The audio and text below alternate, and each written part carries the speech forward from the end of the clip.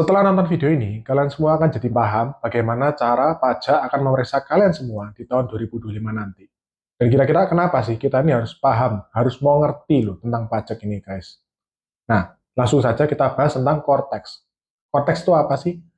Gampangannya kalau kita lihat dari judul-judul halaman-halaman ini, tujuan pertama Cortex diciptakan oleh Kementerian Keuangan, oleh DJP ya guys ya. Adalah nomor satu untuk menaikkan pemasukan pajak guys.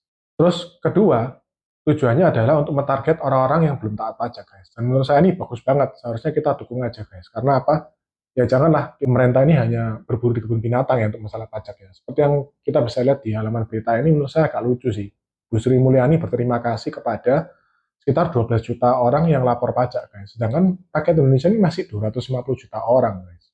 Nah kembali ke topik Cortex.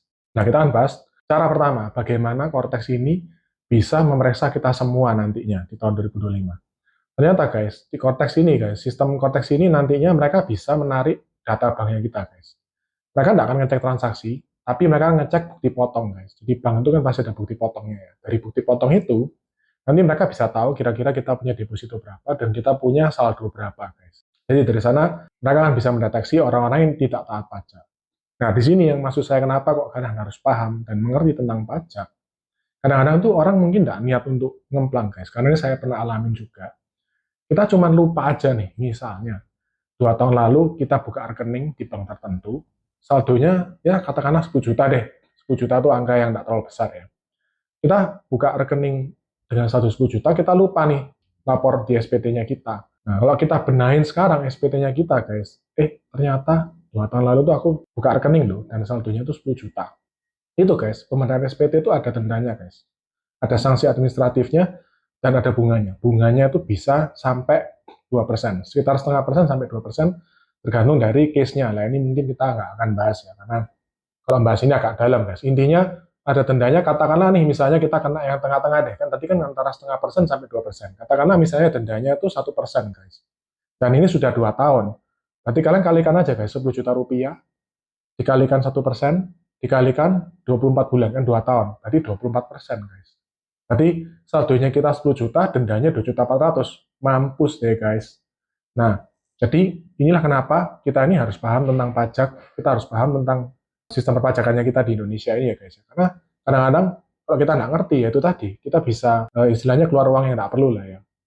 Nah kemudian yang kedua, bagaimana cara pajak bisa memeriksa data-datanya kita melalui Cortex sistemnya tadi ya. Ternyata guys, Cortex sistem ini mungkin berkenaan dan bertepatan ya dengan tahun ini kan ada pemadanan ya. Jadi sekarang KTP sama NPWP itu sudah jadi satu guys. Jadi NPWP kita ya, NIK kita itu ternyata akhirnya dengan sistem Cortex ini, pajak ini bisa melakukan massive audit guys. Jadi kalau dulu orang tuh harus bukain satu persatu ya, lihat, oh kira-kira si A ini punya mobil, punya properti, punya apalah, punya apapun yang atas pakai namanya dia itu apa aja, terus kira-kira sesuai nggak dengan laporan pajaknya dia. Kalau nggak sesuai, berarti ada indikasi, ya entah lupa, entah memang dia nggak lapor ya guys ya.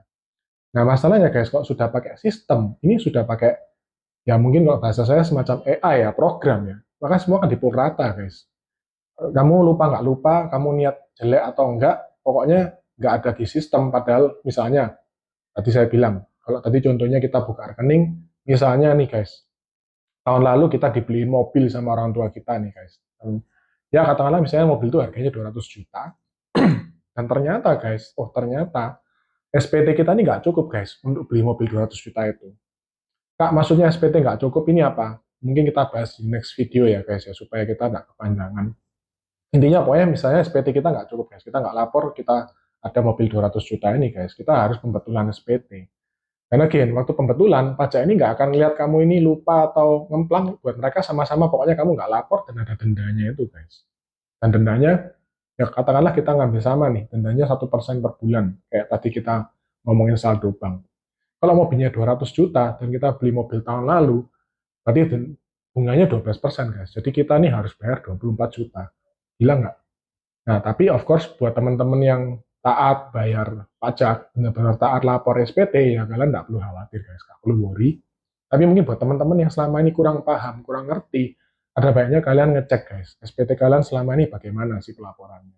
Itu guys, dan kalau saran saya memang kalian ternyata selama ini tidak melakukan pelaporan SPT dengan benar, segeralah cari konsultan pajak yang baik, guys. Akuntan publik yang baik untuk bisa membantu tax planning kalian, guys.